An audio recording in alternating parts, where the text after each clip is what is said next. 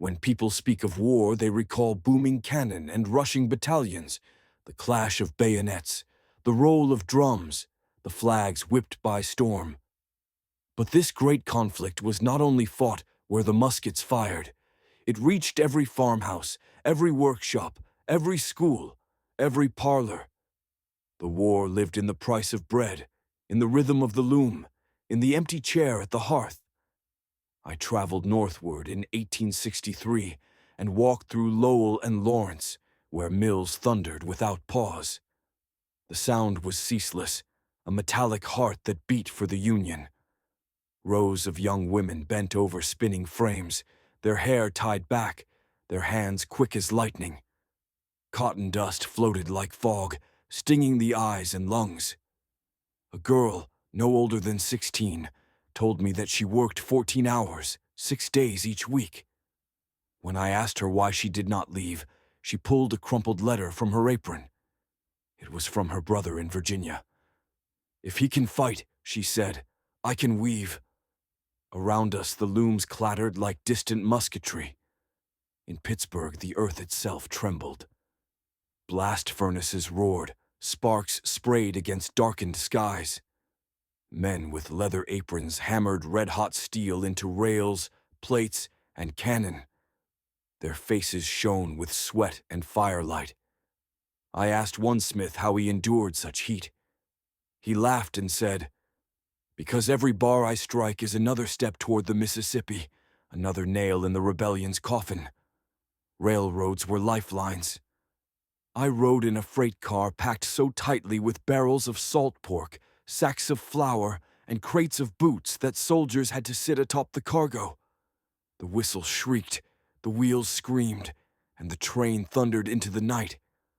At small stations, women stood with baskets of food, pressing apples into soldiers' hands, kissing sons they might never see again. Yet while industry thrived, hardship pressed. Prices rose beyond reach. In New York, I saw women queue in sleet for bread that cost 4 times what it had before the war. One mother showed me a purse with only 2 coins inside. "If the price rises again, we shall eat the purse itself," she said bitterly. When the draft laws came in July, anger exploded.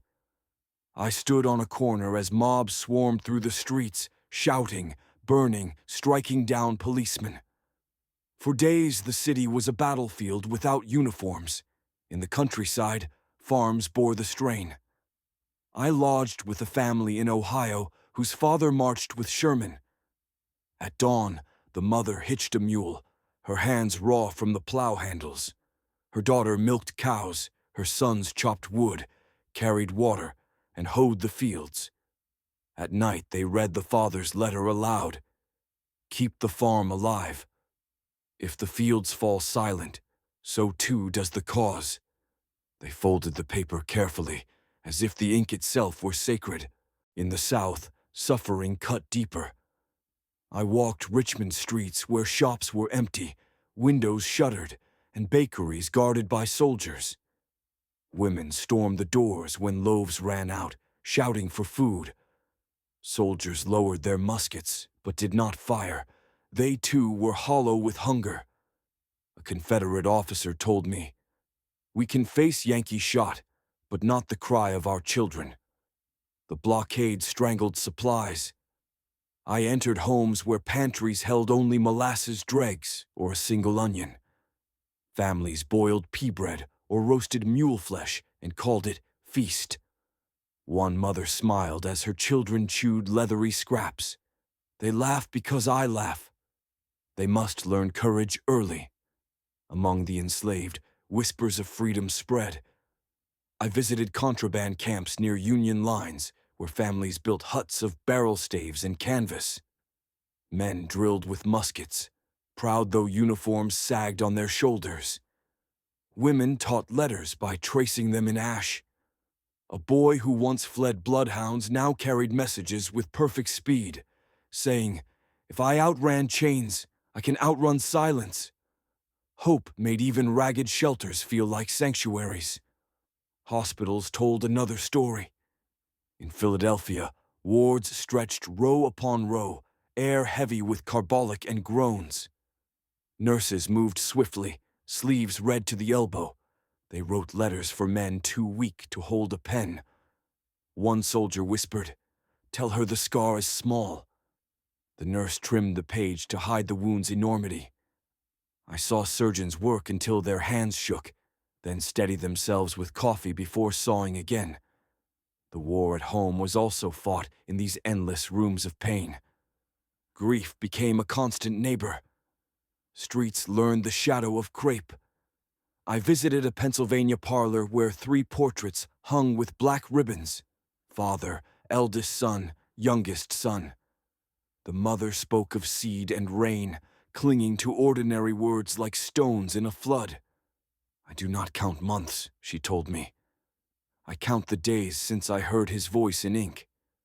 And yet endurance rose with grief. Women entered roles once locked against them.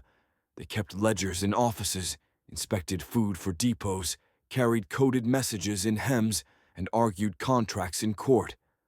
I met a widow who opened a repair shop, hiring neighbors and supplying wagons for the army. "If the men are gone, we must be the men," she said. Children bore burdens too. In Boston, a boy delivered milk at dawn and newspapers at dusk, his body weary but his eyes steady. In Iowa, school children stitched quilts during recess, sending them to hospitals states away. Their teacher read aloud the thank you note from a wounded soldier, and the children kept silent, proud in ways they could not yet name.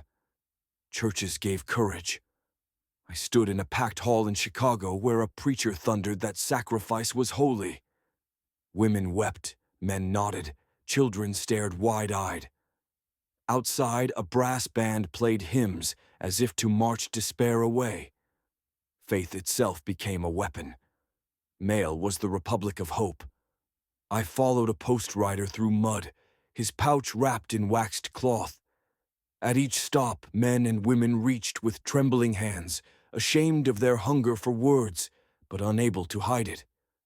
Some letters told of survival, others bore black seals of death. All were read with reverence. By late 1864, I knew the home front was itself a battlefield, not of bullets, but of bread, not of bayonets, but of belief. Communities formed relief circles, sewing, baking, raising funds. Town bands played at funerals and parades alike. A librarian kept track of pamphlets that comforted the grieving, lending them freely. A clerk shortened his sermon so families could reach home before dark. These small acts were victories as real as any charge. When I turned back toward the armies, I carried memories. A mill girl kissing a flagpole before her shift, a smith laughing at sparks, a mother planting potatoes in perfect rows, a nurse cutting around a bloodstain to spare a wife, a child setting 2 bowls at supper, one for father, one for hope. That night I wrote, "The war at home is no less real than the war at the front. It is fought with looms and plows, with hunger and prayer, with tears and ink and quiet courage. Without this army of unseen soldiers, no victory could ever be won."